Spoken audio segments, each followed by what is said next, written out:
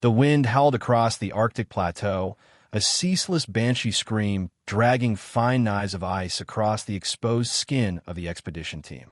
Their boots crunched down into a white wasteland that stretched endlessly, the world reduced to nothing but shadowless glare and bitter cold. Every breath crystallized. Every word seemed stolen by the storm before it could fully form. Celine Arkwright led the way, her visor fogged slightly at the edges despite the heating filaments. She didn't need to speak to be recognized. Her posture carried authority, chin tilted against the wind, each step calculated. Behind her, the team trudged with the heavy silence of people who knew they were far beyond rescue. The ice beneath them wasn't stable. They all knew it. Satellite scans had shown anomalies here, patterns etched into the glacier that looked too precise, too deliberate. When the drilling platform had struck hollow ground days ago, Celine had insisted they go down themselves. Now, standing at the rim of a vast fracture in the ice, they stared into a darkness that didn't belong to the earth. No one wanted to break the silence first. The black void below seemed to swallow sound, swallowing courage with it. The portable floodlights were rigged, their beams cutting down into the abyss. Smooth, angular surfaces gleamed faintly, metal polished impossible. Someone finally muttered, voice cracking with disbelief. "That's not natural." Another answered, sharper, almost angry. "It's a structure." Jesus Christ, it's a structure under the ice. Celine's gloved hands tightened on her climbing harness. Her breath trembled before she forced it steady.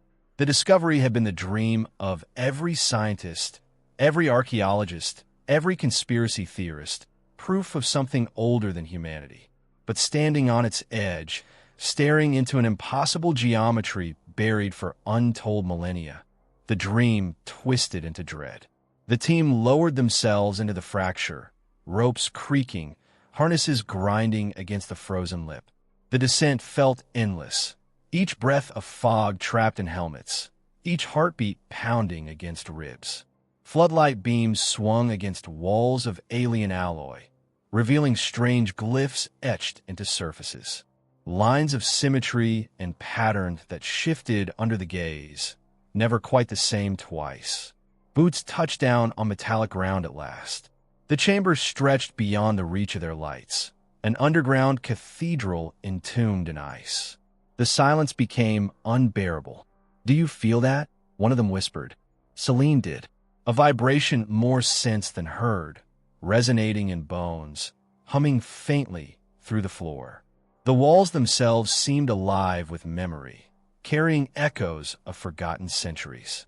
The team spread out, cautious. Fingers brushed across alien script, gloves tracing grooves filled with frost. One of the younger scientists reached toward Panel. Celine caught his arm sharply. "Don't touch anything." He withdrew, sheepish, muttering beneath his breath. The deeper they went, the more the chamber revealed itself. A central passage led them downward, past pillars sculpted with figures that looked disturbingly human. Statues or something more. Smooth faces frozen in eternal serenity, hands folded as though in prayer. "They look like us," someone whispered. "Too much like us." Their footsteps carried them into a hall larger than any cathedral on earth. The ceiling vanished into darkness.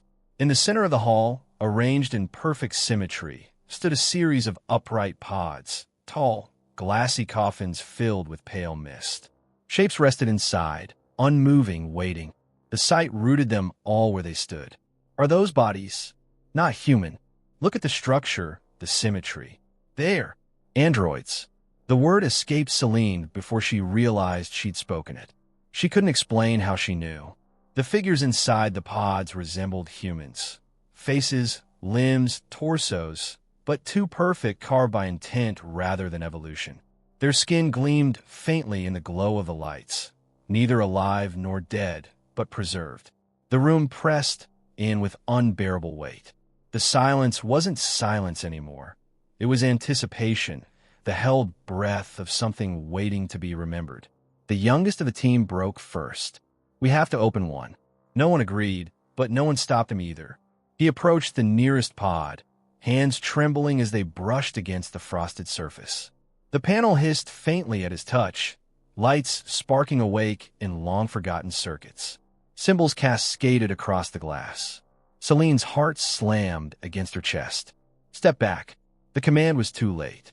The pod shuddered, mist rolling out as seams split open. The hiss of escaping pressure filled the chamber. Frost evaporated into vapor. The shape within stirred. The team staggered back, weapons raised though none of them believed bullets would matter. The figure stepped forward slowly, 1 foot over the lip of the pod, bare against the metallic floor. Pale skin caught the cold light. Its eyes opened, luminescent, unblinking, focused on each of them in turn. Celine felt the weight of that gaze like a hand around her throat. It spoke. The voice was clear, resonant, carrying strange echoes that lingered longer than natural sound. You are not of the makers. The team froze, wide-eyed. One of them stammered. It speaks English. The figure's head tilted slightly, as though sifting through fragments of memory. Language adapts. I know you now. Celine forced herself to step forward. Her fear coiled tight, but controlled, the kind that kept the mind sharp. Who are you? The figure's expression softened faintly, though its eyes burned with impossible age. I am Nearest. We were not meant to wake. The air grew colder, though not from the ice. Celine swallowed hard. Why are you here? What is this place? Nearest looked past her, across the rows of other pods, standing silently in the hall. His voice carried sorrow that did not sound artificial. A sanctuary, a refuge. We came when the stars were no longer safe. We slept so we would not be found. A murmur rippled through the team, fear mixing with awe. Refuge from what? Nearest's gaze fixed on the darkness beyond the chamber. From war. The word echoed across the alien hall like a curse. Somewhere in the depths of the chamber, a sound answered. Metal groaning, machinery stirring. Lights flickered across other pods. Symbols flared in sequence, one by one. Celine's breath caught. They're all waking up. Nearest turned back, urgency now in his voice. No, not all. Not him. The storm outside seemed to vanish in comparison to the storm rising beneath the ice. The chamber's silence broke apart in fits of static and machinery. Pods lined in endless symmetry began to flicker with dull light, faint pulses running down conduits buried deep within the alien floor. What had been a tomb moments ago now felt alive, stretching and groaning like some frozen beast remembering how to breathe. The team stumbled backward, eyes darting between the glowing coffins. Their boots echoed too loudly, every step ringing in the vast hall. Celine felt her throat tighten. Shut them down. Now. Hands scrambled at control panels, brushing ice away, searching for something that made sense. Nothing did. The glyphs shimmered and shifted like water, never the same for 2 seconds in a row. Nearest moved quickly, faster than seemed possible. His palm pressed against the side of a pod, and the light inside died instantly. The figure within remained still, unmoving. His eyes snapped toward the humans, urgent and sharp. You do not understand. These must not wake. Celine's voice cracked despite herself. Then explain. Who are they? Nearest's expression darkened. His hands swept across the row of pods, fingers tracing the frosted glass. Some are like me. Refugees, seekers of sanctuary. But others carried the war in their hearts. They argued, even as we descended to your world. We were divided before sleep claimed us. The team exchanged nervous glances. One of them muttered, voice shaking. Jesus Christ. You mean there's factions? Nearest's gaze lingered on a single pod, darker than the rest, its surface webbed with fractures. There is one among us who believes in conquest.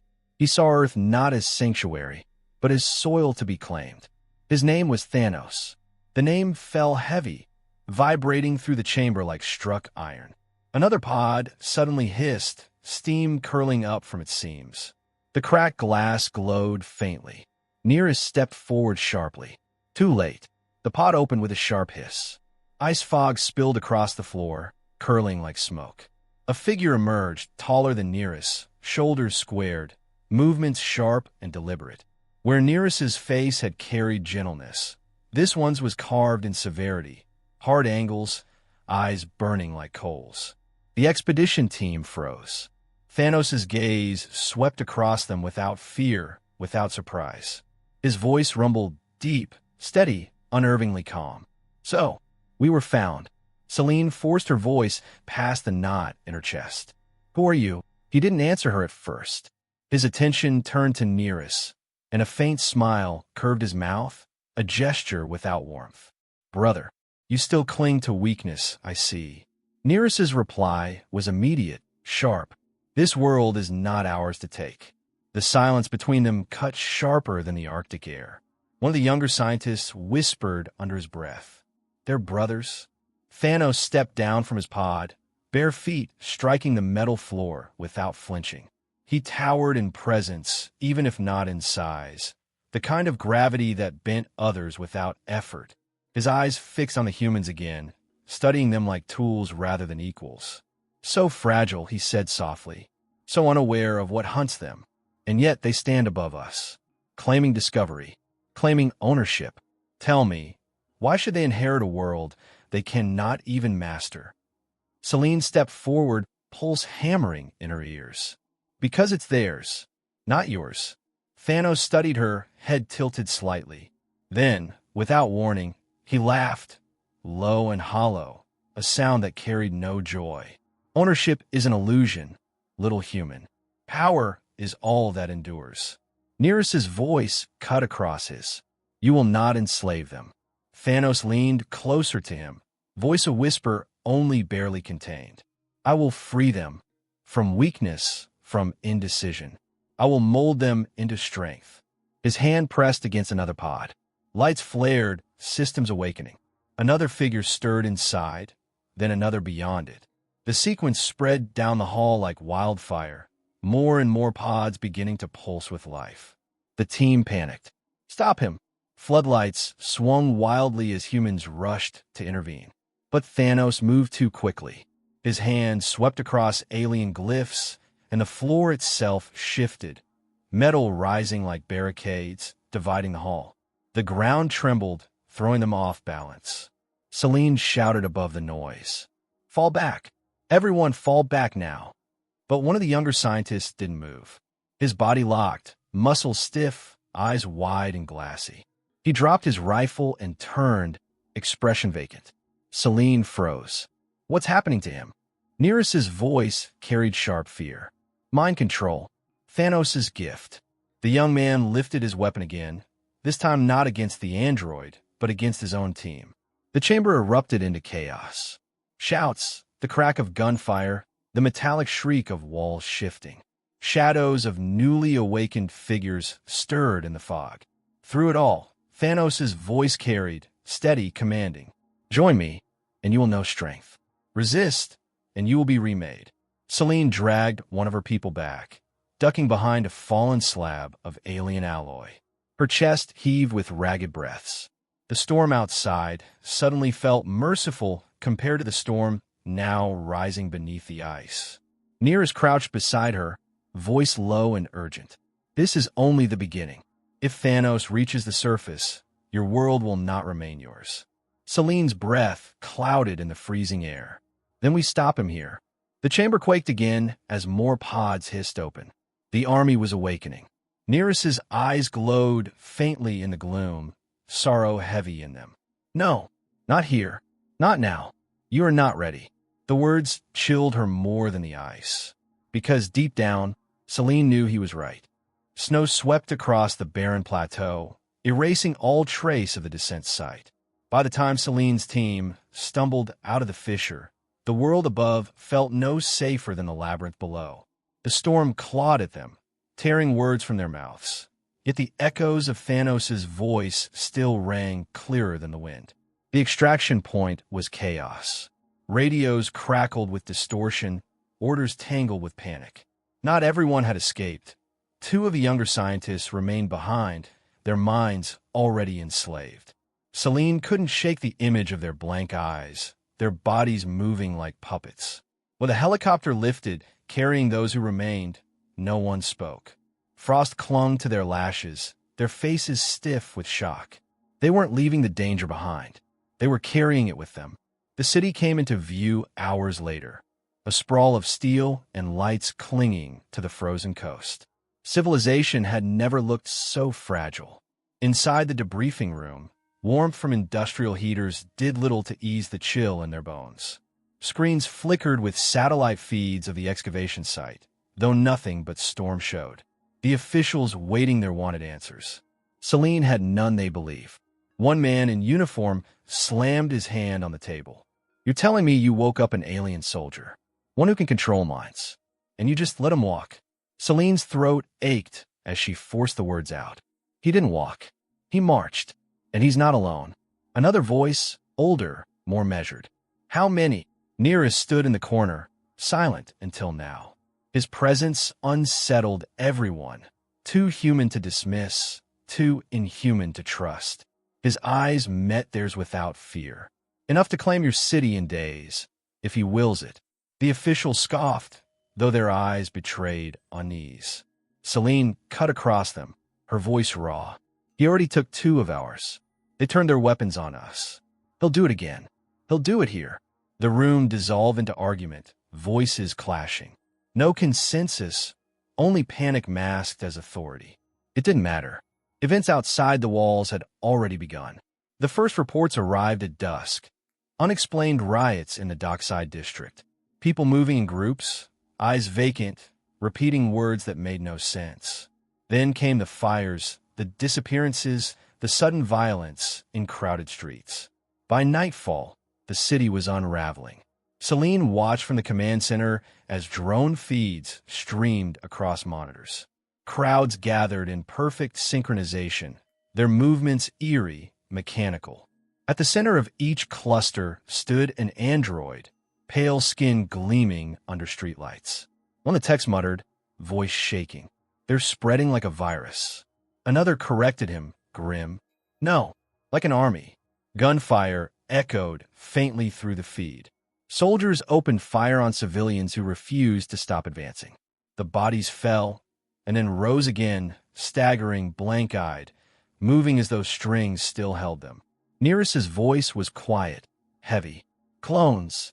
The room turned to him, disbelief sharpening into fear.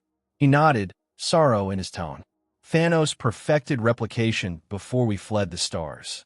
Flesh copied, memory overwritten. They will not stop."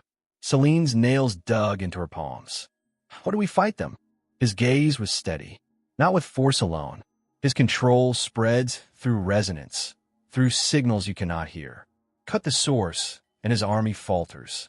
The general barked at his staff to triangulate. But the signals were everywhere, woven through networks, hijacking towers and satellites alike.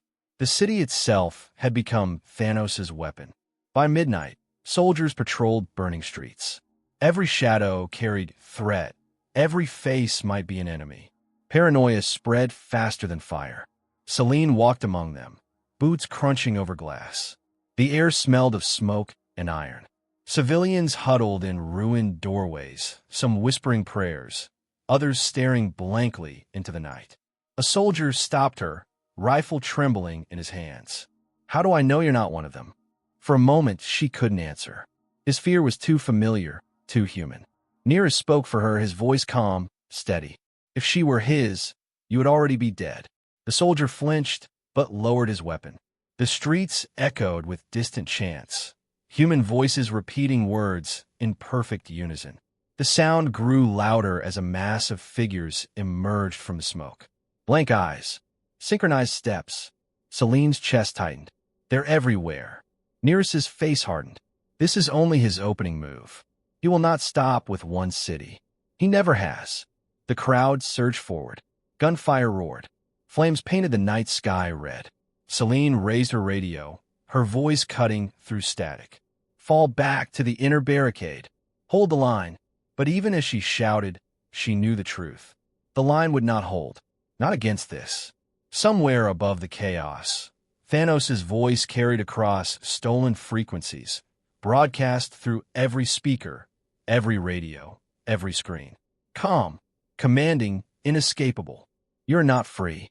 You are bound by fear, by weakness, by lies. I will free you.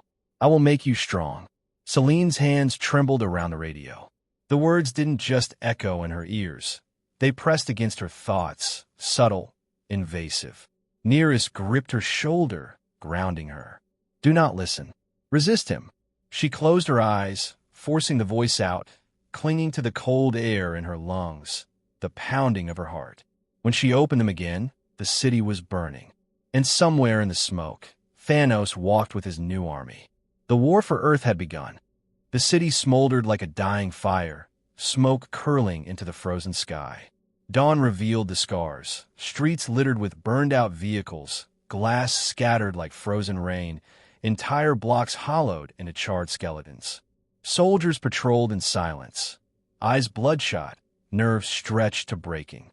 Every corner held the possibility of another ambush, another crowd of blank-eyed thralls waiting to surge. Celine hadn't slept. No one had. The barricades held through the night, but barely. Every hour came with new losses. Every survivor carried the same haunted look, as if doubting their own reflection. In the command center, the air was thick with exhaustion.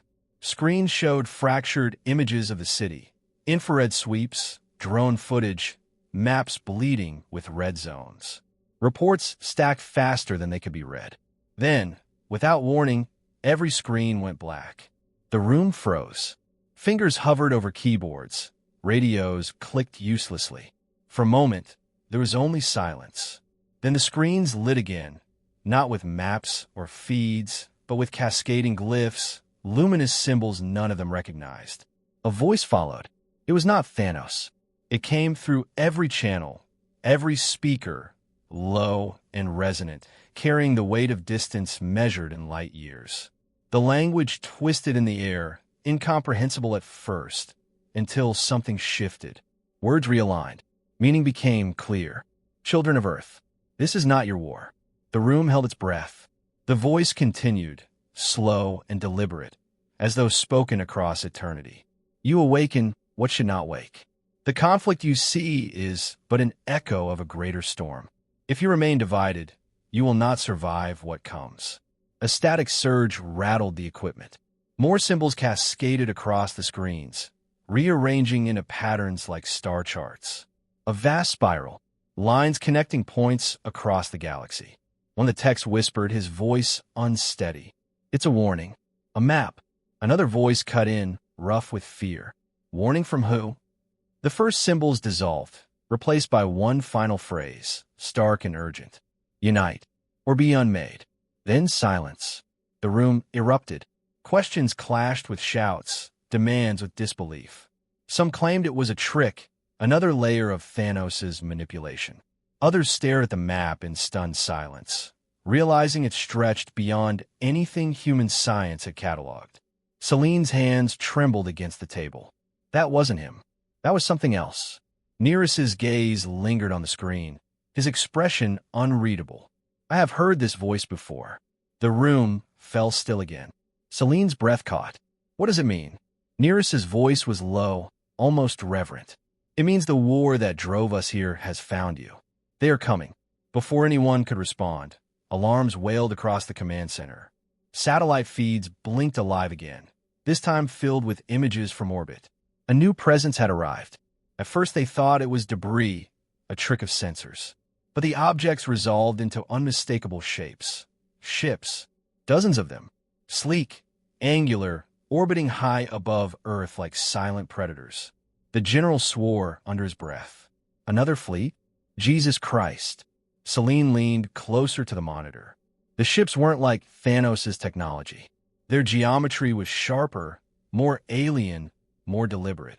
They moved without thrusters, gliding like shadows against the stars. Who are they? She whispered. No one answered. The feeds tracked them circling, holding position. They did not descend, did not fire. They only watched. One of the officials muttered, his voice shaking. They're waiting. Another hissed back, desperate. Waiting for what? Nearus stepped forward, his face pale with something that almost resembled fear. They are not allies. They are not saviors. They are the observers. The words settled over the room like ash. Celine's pulse thudded in her ears. Observers of what? His reply was quiet, but every syllable carried weight. Of whether you are worthy to survive. The silence that followed felt endless. Outside, the city burned. Above, alien eyes watched. And across the galaxy, something worse stirred. The humans had only one certainty. They were no longer alone in the universe. And whatever came next would not wait for them to decide if they were ready. The city never truly slept. Even after the barricades held, even after soldiers claimed victory in the smoking ruins, fear lingered like a second atmosphere. Every light in every apartment stayed on through the night. Families huddled together, whispering prayers. Soldiers stood guard with trembling hands, flinching at shadows. The war hadn't ended. It had only shifted. Thanos was gone, not defeated in battle, but struck down by something silent, unseen. His body had been found in the ruins of a commandeered broadcast tower, collapsed beside consoles still humming with stolen signals. No wounds, no blast, no struggle, only stillness, as though life had been drawn out of him like smoke. No one claimed responsibility. Whispers filled the streets, theories multiplying. Some said the humans had assassinated him with a weapon too secret to admit. Others swore it had been his own followers, hungry for power. A few, more fearful still, insisted it was the new Watchers in orbit, eliminating him as a piece from the board. Selene stood over the remains, her breath clouding in the cold air. She wanted relief. Instead, she felt only the weight of inevitability. Nearest watched silently beside her. His face was unreadable, but his voice carried grief. He was never meant to die like this. Selene glanced at him sharply. He was enslaving people, killing them. Nearest lowered his eyes. I did not mourn his deeds. I mourn what he once was, before war carved him hollow. The words echoed longer than she wanted them to. Within days, a new figure stepped forward among the androids who had awakened. She did not carry Thanos' fire, nor his cold gravity. Her presence was different, measured, graceful, her eyes carrying not the burn of command but the weight of listening. Her name was Avalini. She came not with an army, but with words. We came here to hide, not to conquer. Some forgot. I have not. We cannot undo what Thanos unleashed, but we can choose another path. With you, the humans didn't trust her. Not first. Soldiers leveled weapons. Officials whispered of traps. But when Avalini spoke, her voice carried no command, no hidden compulsion, only conviction. Selene found herself believing despite herself. In the war rooms, tensions boiled. Generals wanted escalation, governments demanded control, scientists demanded proof. Avalini stood among them like a flame in the storm, calm and unyielding. You fight a shadow and think the battle ends. It does not. Something greater comes. You heard the warning. You saw the Watchers. Alone, you will fall. Alone, so will we. Together, perhaps not. Her words lingered long after meetings ended. It was Selene who finally spoke in support, her voice ragged from sleepless nights. She's right. We can't survive this divided. Reluctantly, painfully, a fragile agreement formed. Not alliance, not yet, but cooperation. Humans and androids would share intelligence, resources, strategies. Not trust, not fully, but necessity. It was during those uneasy councils that Avalini revealed something none of them had known. There is an artifact, buried deep, far from this ice. A relic older than us, older than Thanos' war. It was placed on your world long ago, when the galaxy still turned differently. It is not a weapon, though it may save you. Save us. Maps unfurled across tables. Satellite imagery flickered across screens. Avalini pointed, steady and certain. The desert. Your Sahara. Beneath the sands lies what we seek. The room erupted in disbelief, argument, suspicion.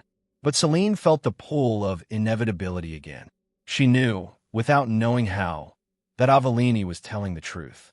Preparations began at once. A joint expedition, unlike anything in history. Human scientists and soldiers. Android envoys. Nearest, Avalini herself. The journey south carried them far from the burning city, across oceans and continents, into endless waves of golden sand. The desert stretched vast and merciless, a mirror to the Arctic in its emptiness, its silence. Beneath it, something waited. The convoy of armored transports wound its way across dunes under a burning sun. Heat shimmered, making the horizon ripple like liquid. Every eye scanned the sky, where the new watchers still lingered in silent orbit. Celine sat in the lead vehicle, sweat stinging her eyes. The desert seemed endless, oppressive. Yet beneath the sand, she felt it, the same vibration she had felt in the Arctic. Something alive, something waiting. Nearest broke the silence, his voice low. They know where we go. They will not let us reach it unchallenged. Avellini's gaze met his, calm but sharp. Then we reach it faster. Her words barely faded before the horizon darkened. Shapes moved, vast and precise, descending from the sky. The watchers had sent their first answer. Shadows swept across the sand. The war was no longer confined to cities. It had come to the desert, where an ancient secret waited to be unearthed. The desert shook with the weight of machines descending from the sky. Great shadows swept over the sand, blotting out the sun in fractured arcs. The convoy scattered, engines roaring, wheels grinding into dunes that offered no cover. Celine braced as the vehicle jolted, sand hammering the windshield. Through the haze, she glimpsed them, sleek ships, black against the glare, hovering with unnatural silence. The observers had arrived not to watch, but to strike. Weapons' fire lit the horizon. Bursts of energy scorched the sand into glass. Soldiers scrambled from transports, rifles raised, their shouts drowned by the roar of alien engines. Androids leapt into the fray beside them, movements precise, inhumanly fast. For the first time, they fought together, not as enemies, but as allies pressed to survival. Avellini moved through the chaos like a signal amid noise, her voice clear. Hold the line. Protect the dig site. The dig site, barely begun, lay ahead, dunes scraped away to reveal stone half buried by centuries. Carvings stretched across it, sharp and angular, glowing faintly as though stirred by the violence above. Celine's pulse hammered as she and Nearest sprinted toward it, sand clawing at their boots. Heat shimmered, making the ruins ripple like water. Here, Nearest urged, dropping to his knees at a sunken archway. His hands swept across half-buried glyphs, clearing sand, tracing grooves. It responds. The artifact is near. Celine dropped beside him, heart thundering as a blast rocked the ground. A column of fire erupted where their convoy had stood moments before. Soldiers screamed, the air filled with the acrid scent of burning metal. Avellini's voice cut through comms, urgent. They're targeting the site. We must open it now. Celine pressed her palms against the stone, the carvings cold despite the desert heat. Lines of light flared beneath her hands, running like veins across the surface. The ground trembled, a low vibration resonating through her bones. The archway split, sand cascading into the dark. A stairwell revealed itself, spiraling downward. Nearest's eyes burned faintly. It calls us. There was no time for hesitation. Celine plunged into the stairwell, the darkness swallowing her. Nearest followed, then Avellini, her movements steady despite the war raging above. The passage opened into a cavern vast and ancient, its walls carved with symbols older than memory. At its center rose the artifact, a towering structure of crystal and alloy, suspended in the air as though the earth itself refused to bear its weight. It pulsed faintly, like a heart waiting for blood. Celine's breath caught. My God! Nearest stepped closer, reverent. This is no weapon. It is a beacon. Above them, the ground quaked. The battle raged, shaking dust loose from the ceiling. Shouts echoed faintly through calms. Soldiers falling, androids breaking, the city above the sands unraveling. Avellini turned to Celine. It will respond to you, not us. It chose this world long before we came. Celine's chest tightened. Me? I don't even understand what it is. Neris's voice was calm, steady. You don't need to understand. You only need to listen. Her hands trembled as she reached forward. The surface of the artifact was cool, humming faintly beneath her touch. For an instant, nothing happened. Then light burst outward, blinding, filling the cavern with brilliance that pierced every shadow. The battle above froze. Every soldier, every android, every observer halted as the light surged through the sands, rising into the sky like a pillar. Weapons lowered, engines silenced. For a heartbeat, the desert knew peace. And then came the vision. It wasn't sight, not exactly. It was memory, possibility, future.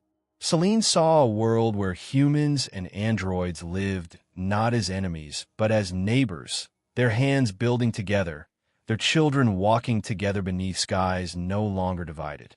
She saw the observers, too, not as conquerors, but as partners, their vast ships descending not with fire, but with gifts, knowledge, unity, survival. It was fragile, uncertain, but it was possible. The vision carried words not spoken, but understood. Peace is not given. It is made. Choose. The light faded slowly, returning the cavern to shadow. Celine staggered, her breath ragged, tears she hadn't noticed stinging her cheeks. Above, the silence lingered. Then, one by one, weapons lowered.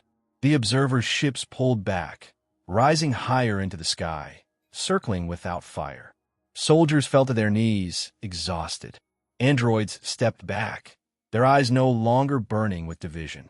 Avalini stood tall, her voice carrying across comms with calm resolve. You have seen it too. This is what we fight for. Not conquest, not survival alone, but unity. No one argued. Not this time. In the days that followed, uneasy meetings turned into true councils. Human leaders sat across from android envoys. The observers hovered in orbit, distant but present, as though waiting to see if the vision would be honored. Celine found herself at the center of it all, not because she sought it, but because she had touched the artifact and lived. The fragile peace that formed was not triumph. It was not safety, but it was a beginning. At night, when the desert winds whispered across the ruins, she thought of the voice, of the warning. Unite, or be unmade. For the first time since the ice cracked open beneath her boots, she believed they might just choose the first. The war was not over, but perhaps, finally, it no longer had to be inevitable.